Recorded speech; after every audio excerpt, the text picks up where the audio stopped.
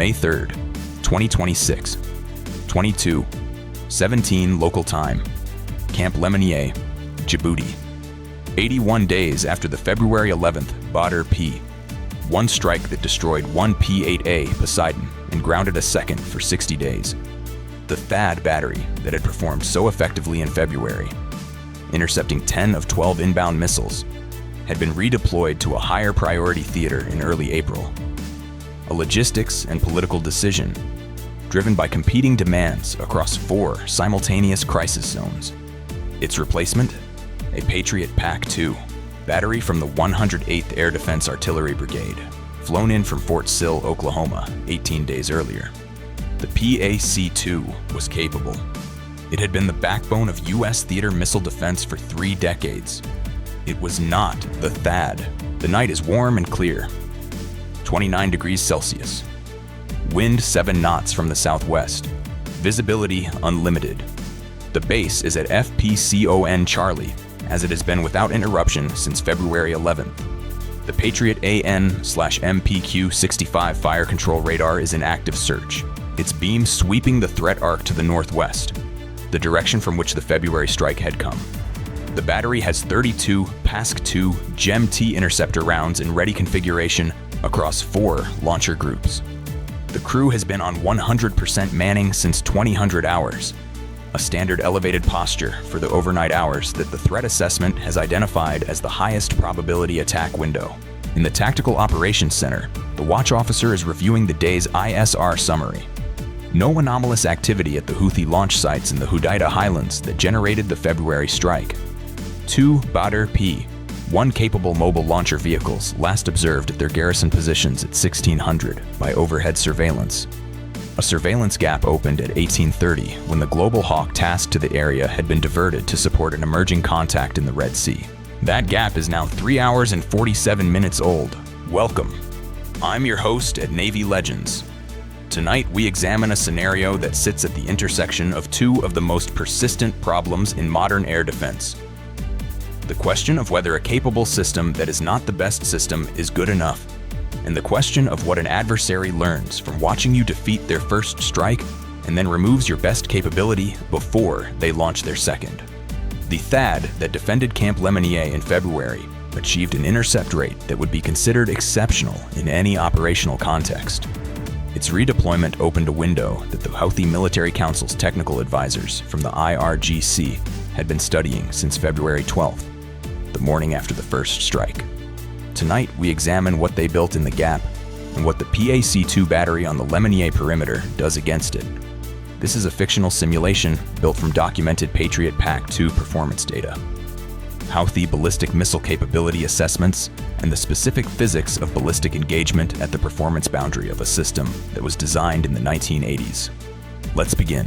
The Houthi operation, designated Saif Thani, Second Sword, had been developed over 7 weeks with direct IRGC Aerospace Force technical input, specifically focused on exploiting the PAC-2's performance limitations relative to the THAAD. The analysis was methodical. The THAAD uses a hit-to-kill intercept, a kinetic energy rod that physically strikes the re-entry vehicle at high altitude. The PAC-2 uses a proximity detonating fragmentation warhead. It does not need to physically touch the target, but its effectiveness depends on achieving detonation within a kill radius of approximately 20 to 30 meters of the inbound missile at the intercept point. Against a Badr P-1 with a non-maneuvering re-entry vehicle, the PAC-2 GEM-T is effective. Its improved guidance and larger seeker provide acceptable performance against short-range ballistic missiles. Against a modified Badr P-1 with a terminal maneuver capability, the PAC-2 GEM-T's performance degrades significantly because the same terminal maneuver that had defeated one THAAD intercept in February, a sinusoidal lateral oscillation in the final descent phase, pushes the PAC-2's guidance system beyond its optimal tracking convergence window more consistently than it pushes the THAAD's. The IRGC technical advisors had identified 3 specific modifications to the Badr P-1's guidance package that would maximize this performance differential. First, increasing the terminal maneuver amplitude from the 4-degree oscillation used in February to a 7-degree oscillation. larger lateral excursion per cycle. Harder for the PAC-2's guidance filter to converge on. Second, increasing the maneuver frequency from 0.8 cycles per second to 1.4 cycles per second. Faster oscillation, less time for the guidance update cycle to track the current position. Third, beginning the maneuver sequence at 22 kilometers altitude rather than 18 kilometers. Earlier maneuver onset, more maneuver cycles before intercept. These three modifications required no new hardware. They required only a guidance software update that could be uploaded to the P-1's flight computer via a portable programming unit in approximately 40 minutes per missile. The modifications had been tested against PAC-2 engagement simulations in IRGC modeling systems and assessed as reducing the PAC-2 GEM-T's single-shot kill probability against the modified P-1 from approximately 72% to approximately 38%. At 38% single-shot kill probability with a 2-round salvo doctrine. 2 PAC-2 rounds per target. The probability of both rounds missing a single target was approximately 37%. Against an 8-missile salvo, the expected number of missiles that would penetrate the 2-round PAC-2 engagement sequence was approximately 3. Against the PAC-2 battery's 32-round inventory, allocated across 8 targets at 2 rounds per target, with 4 rounds held in reserve. 3 penetrating missiles represented an operationally significant outcome. The Houthis salvo was 8 modified P-1 missiles, launched from 4 mobile TEL positions in the Houthis highlands that had been repositioned from the February launch sites to new positions 14 kilometers further north and 8 kilometers further inland. Positions that placed them outside the kill zone of the counter-battery fires that had destroyed 5 vehicles in February, and that provided better radar masking from the direction of the Shiriki tracking facility in Japan that had provided the advance warning in February. At 22:17, all 4 TEL positions received the simultaneous firing authorization. Launches began at 22:17 and 9 seconds. 8 P-1 missiles in a compressed 71-second window. 2 from each TEL firing at 18-second intervals. The SBIR satellite detected the first launch at 22:17:17. 8 seconds after first motion, the warning reached Camp Lemonnier's Patriot battery at 22:17:44. The AN/MPQ-65 fire control radar acquired the first 4 inbound tracks at 22:17:51 as they cleared boost phase. The remaining 4 tracks were acquired at 22 hours, 18 minutes, and 4 seconds. 8 tracks, 32 PAC-2 rounds. Standard doctrine, 2 rounds per target, 8 targets, 16 rounds engaged, 16 in reserve. But the PAC-2's simultaneous engagement capacity, the number of targets the system can manage concurrently through its single fire control radar, is 4. Against 8 simultaneous inbound tracks, the battery could engage 4 at a time in 2 sequential waves.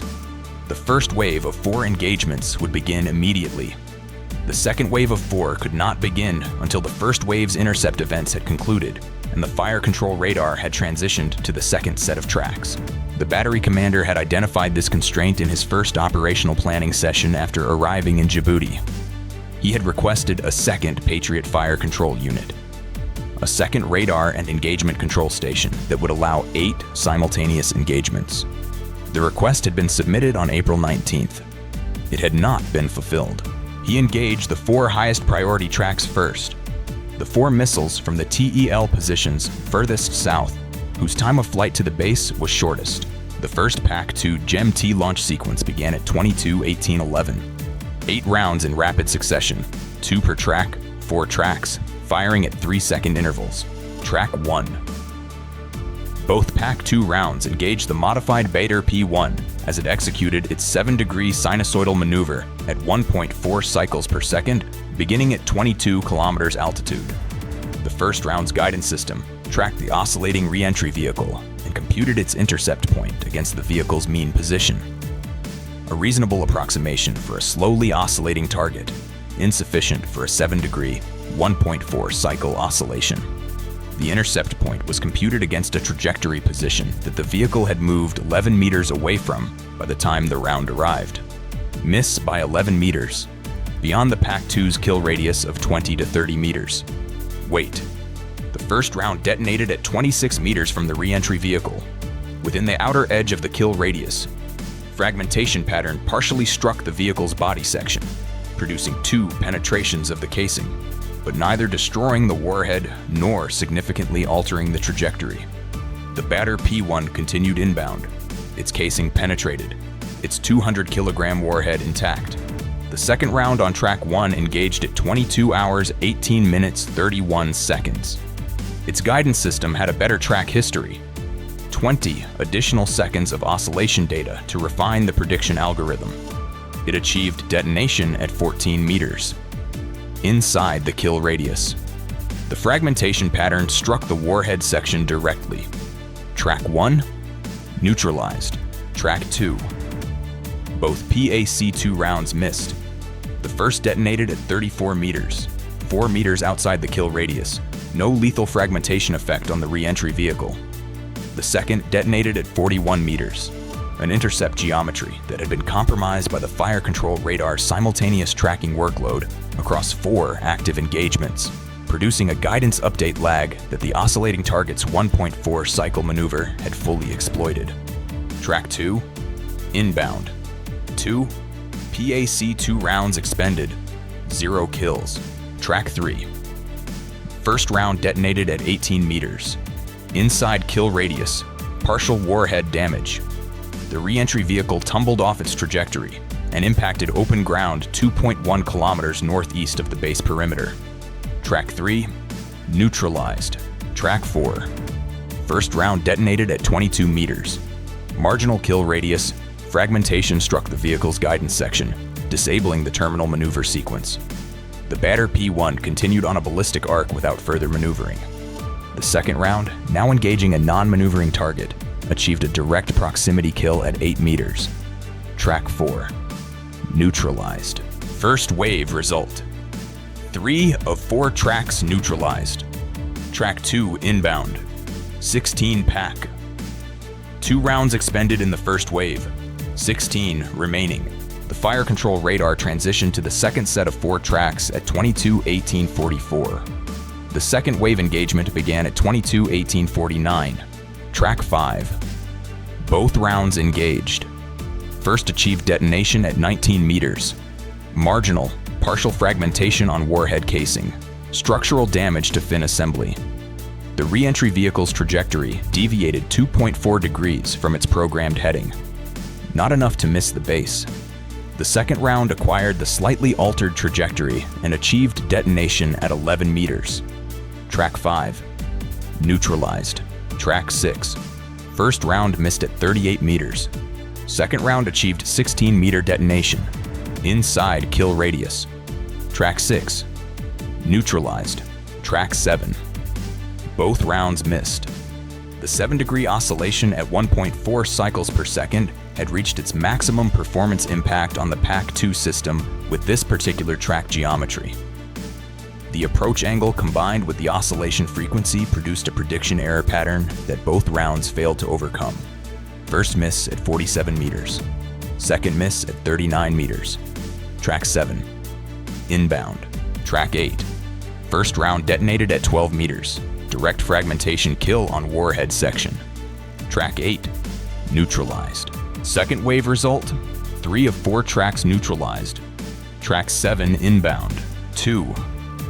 Batter P-1 missiles were inbound at 22:19:14. Tracks 2 and 7, both having survived 2-round PAC-2 engagement sequences, both executing their modified terminal maneuver sequences, both descending toward Camp Lemonnier's airfield complex.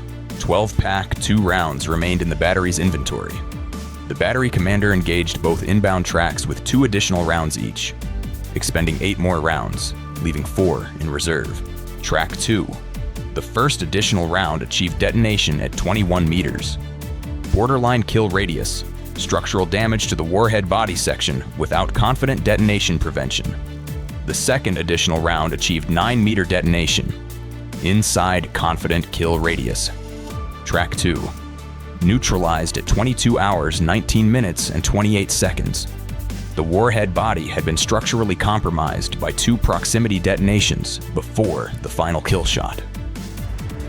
Significant fragmentation debris continued on the trajectory and impacted the base's northern perimeter fence line and the cleared zone behind it. No fires. No structural damage in the main base area. Track 7. The first additional round missed at 29 meters. The outer boundary of the kill radius. Fragmentation pattern largely missing the re-entry vehicle. The second additional round was still in flight at 22-1933. Track 7 impacted at 22-1934, 0.6 seconds before the final PAC-2 rounds computed intercept point. The Bader P-1's 200-kilogram warhead detonated on contact with the concrete surface of the primary taxiway at the intersection with the parallel access road, 87 meters from the closest parked aircraft. A P-8A Poseidon that had arrived as a replacement for the February losses 31 days earlier. The blast crater was 9 meters in diameter and 2.8 meters deep.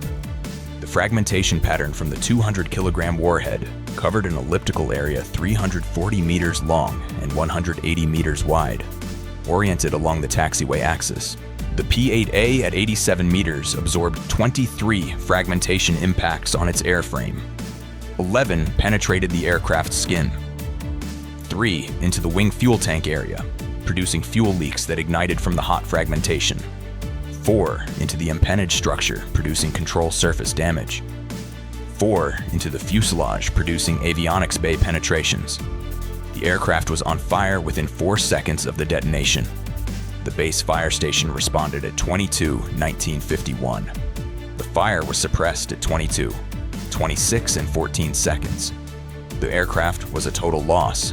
A second P-8A, parked 140 meters from the impact, absorbed 8 fragmentation impacts, all into non-critical airframe areas.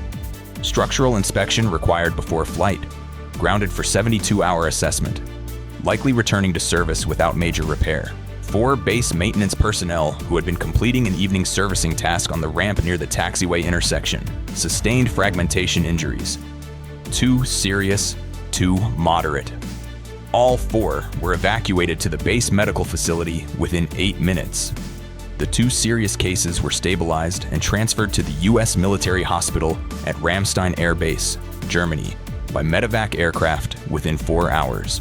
The final PAC-2 round, launched 0.6 seconds too late to intercept before impact, passed through the debris cloud of the detonation and impacted open ground 430 meters northeast of the crater. The base's damage assessment report was completed at 1:30 on May 4th. 1 P-8A destroyed. 1 P-8A grounded for assessment. 4 personnel with fragmentation injuries, 2 serious. The taxiway intersection would require 72 hours of repair work before unrestricted aircraft movement could resume. The crater and surrounding fragmentation damage to the taxiway surface, requiring immediate patching and inspection. Aircraft operations were redirected to the secondary taxiway routing during the repair window. The Patriot battery had intercepted 6 of 8 modified Bader P-1 missiles, a 75% intercept rate against a specifically engineered countermeasure package under a simultaneous 8-missile salvo that stressed the single radar system's engagement capacity to its limit. Against an unmodified salvo, the same battery under the same conditions would likely have achieved an 88 to 92% intercept rate. The IRGC guidance modification had reduced the intercept rate by 13 to 17 percentage points, enough to ensure 1 additional penetrator reached the base. 1 additional penetrator, 1 P-8A destroyed. The counterstrike authorization reached CENTCOM at 22:41, 24 minutes after the first Bader P-1 impact. The package was executing before dawn. 8 AGM 158B JASSMER cruise missiles, launched from 2 B-1B Lancer bombers operating from Al Udeid Air Base in Qatar, targeted the 4 TEL launch sites, the Houthi missile garrison facility north of Hodeidah, and 3 logistic nodes assessed as critical to the Bader P-1 program's operational sustainment. The JASSM-ER's 450-kilometer standoff range allowed the B-1Bs to release from Yemeni airspace without entering within range of Houthi air defense systems. 6 of 8. JASSMER missiles reached their targets. 2 TEL positions were struck. Both vehicles destroyed along with their associated support equipment. 2 TEL positions were empty. The vehicles had displaced within the standard post-launch 4-minute window and were not at their launch coordinates when the JASSM-ER arrived. 1 vehicle was located by a Reaper drone at 4:18 and engaged by a Hellfire at 4:26. Vehicle rendered inoperable. The final vehicle was not located before daylight imposed increased operational risk on the drone's continued operation in the area. Its location remained unknown at the 6 o'clock intelligence summary. The most consequential finding of the after-action review was not tactical. It was administrative. The request for a second Patriot fire control unit, submitted on April 19th, 2 weeks after the battery's arrival in Djibouti, had been denied at the theater logistics level on April 24th, due to competing requirements from 2 other active theaters. The denial had been logged, noted, and accepted. No escalation to CENTCOM commander level had been initiated. The battery commander had assessed the single radar limitation as a manageable operational constraint and had not characterized it as a critical vulnerability requiring immediate command attention. After May 3rd, the after-action review's finding on this point was unambiguous. The single radar constraint had been the primary factor enabling the second penetrator, with a second fire control unit providing 8 simultaneous engagement channels rather than 4. All 8 inbound tracks could have been engaged concurrently in the first wave, eliminating the sequential wave structure that had allowed tracks 2 and 7 to close the range, while the battery transitioned between engagement sets. The second Patriot fire control unit arrived at Camp Lemonnier on May 9th, 6 days after the strike. 6 days. The after-action review's final finding was the one that Navy Legends has documented in scenario after scenario across this series. The adversary learns faster than the defender adjusts. The February 11th engagement had established the THAAD as the effective counter to the Bader P-1. The THAAD had been redeployed. The Houthi planners and their IRGC advisors had studied the PAC-2's specific performance limitations against maneuvering short-range ballistic missiles, had engineered a guidance modification that exploited those limitations within the existing missile's hardware, and had executed a second strike that produced 1 P-8A destroyed and 2 personnel with serious fragmentation injuries against a defense system that had achieved a 75% intercept rate. 75% is an exceptional operational result by any historical standard of surface-to-air missile combat. It is also a result that, against an 8-missile salvo, allows 2 missiles through.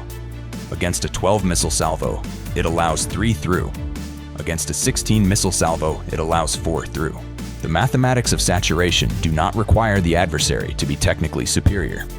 They require only that the adversary be patient enough to study the defender's intercept rate and persistent enough to keep adding missiles to the salvo until the expected number of penetrators achieves the operational effect they are seeking.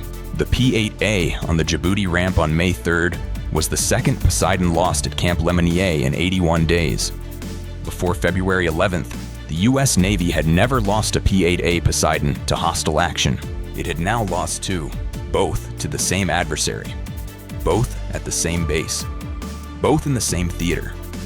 And both times, the specific capability gap that allowed the penetrator to reach the aircraft had been a documented, identified, unfulfilled procurement or logistics requirement sitting in a CENTCOM request system, waiting for a resource allocation decision that had not been made in time.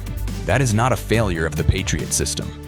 It is not a failure of the battery crew, who performed at or above the operational expectations established for their equipment configuration. It is not a failure of the intelligence community, which had correctly identified the modified Bader P-1's enhanced maneuver parameters within 48 hours of the strike. It is a failure of the priority queue. And in the Red Sea Theater on May 3rd, 2026, the priority queue cost the United States Navy a $350 million maritime patrol aircraft, 4 injured sailors, and the 3rd operational degradation of the ISR architecture, supporting its most critical regional naval commitment in 11 weeks. Stay informed, stay vigilant. I'll see you in the next one.